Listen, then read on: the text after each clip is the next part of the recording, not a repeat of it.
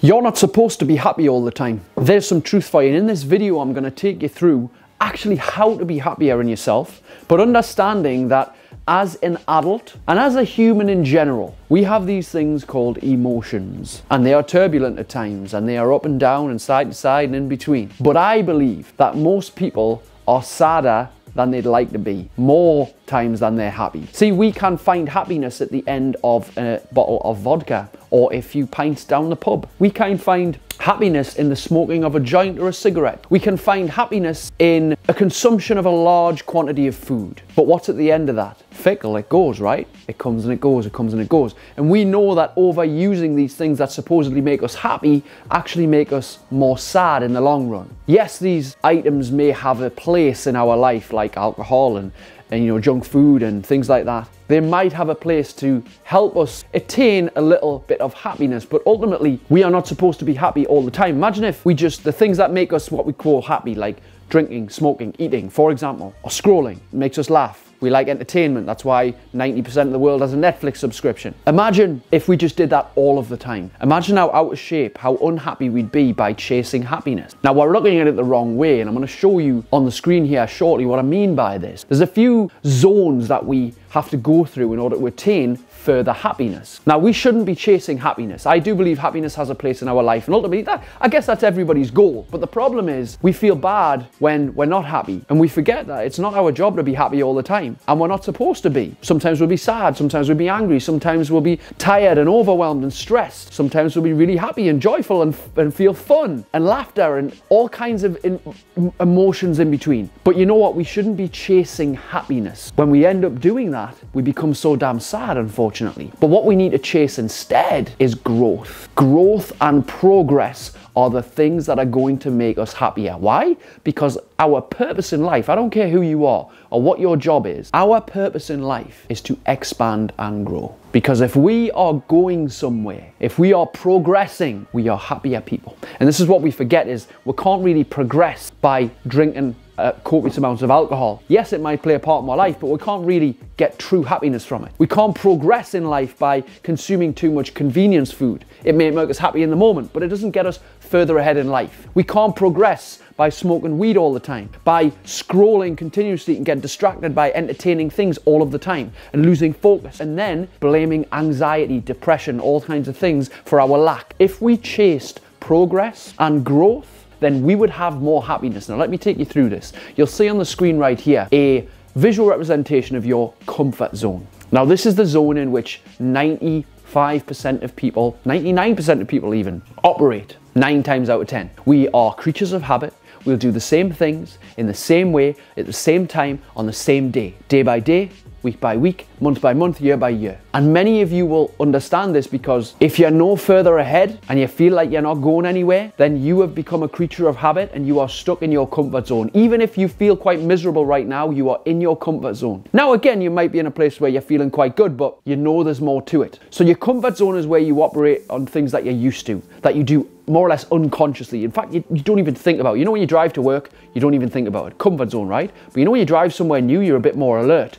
And you're like, you don't want the music on, and you're paying attention. If anyone's talking, you're like, shut up, I need to do it, right? Because it's new, it's uncomfortable. Just using driving as an example. But you could also say that you want to step into a new environment because you want to start a program. You want to go somewhere you've never been before, to an environment of people you've never seen before, to a place where you may feel judged or insecure or frightened or, vulnerable. So what happens is, when you step outside of your comfort zone, you step into a zone called the fear zone. And this is what everybody must go through in order to actually get happier.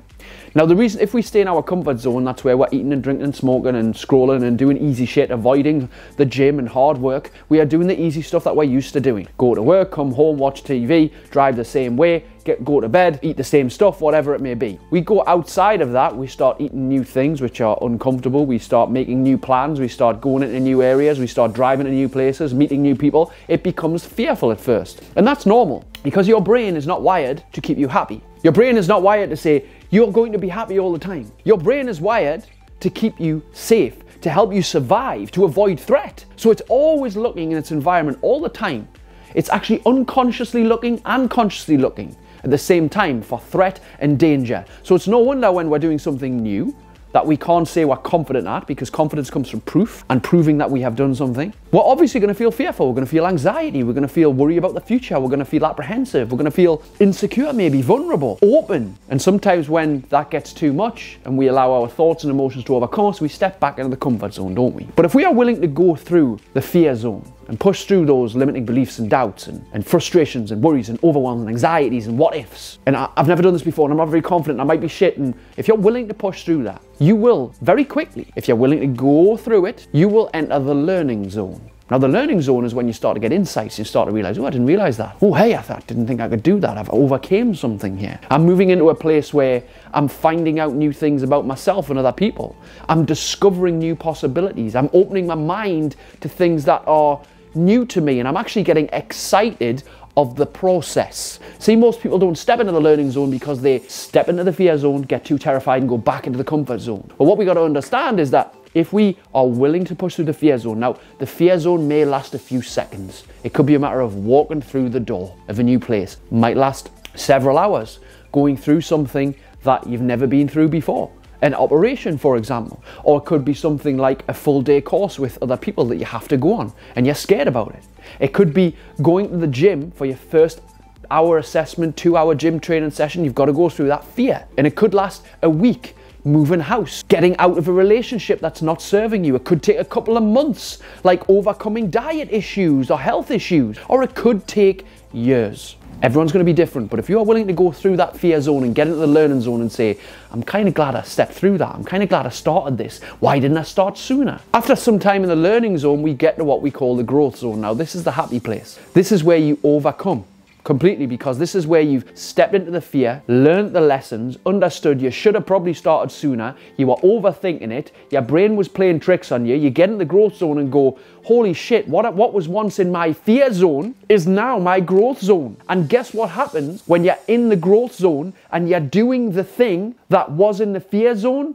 Your growth zone now becomes your comfort zone. So then you're in a much more confident place, because your confidence comes from proof that you've done it. Then, when your comfort zone is expanded, eventually you'll feel happy for a while, and then that will feel easy again. So then you've got to start to go into another fear zone, which pushes you further out of your comfort zone. But remember, your comfort zone used to be smaller. So you are confident enough to say, I've done this before, I can fucking do this again. So you've got to go through that fear zone again. When you go through the overwhelm and the stress and the anxiety and the apprehension and the doubts, then you get into again another learning zone and another growth zone, and your growth zone comes, and then your growth becomes your comfort zone. And this is ultimately how we become happier, is we always push through the zones. Now, this is fascinating to understand, because at the end of the day, everything you've ever wanted, all those happy things that you say you desire, a great body, a job or business that you love or you can feel satisfied in, a relationship that you actually enjoy being in and it's fun, that mission or purpose where you feel on fire and energized to get up every morning and looking forward to going to bed just so you can have another day to get up and work on it. That all comes from having the ability and the willingness to go through that fear zone. Remember, it is normal to feel fearful. Normal. The brain is designed that way anyway. But you have to go through it, because guess what? You grow through what you go through. And if you're willing to go through the pain and discomfort and annoyance and stress of the things that are uncertain to you, then you are becoming a master of handling your emotions and getting ahead in life. And ultimately, you're becoming happier with yourself. Now, if this training has been useful for you and you believe you need help, whether it be one-to-one or in a group with people who are on this journey of overcoming fears and gaining confidence and boosting health and improving their quality of life, then I have a very special one-to-one mentorship and a group program as well. And if you want details, I need you to send me a DM, send me a message, however you can send it, whether it be Instagram, Facebook, YouTube, socials, email, luke@superchargebooks.com. Send me a message and we'll have a chat about how we can work together. I'll send you all the details of my program if you're interested. If not, thank you for watching this, for indulging this. I hope it's been super useful and valuable part of your time. Click the share button, click the like button, leave a comment, and I will see you on the next one. If you'd like to learn how to create outstanding levels of energy, motivation, and self-control, my second book, Supercharged, The Modern Day Guide to Doing Exactly That is out now.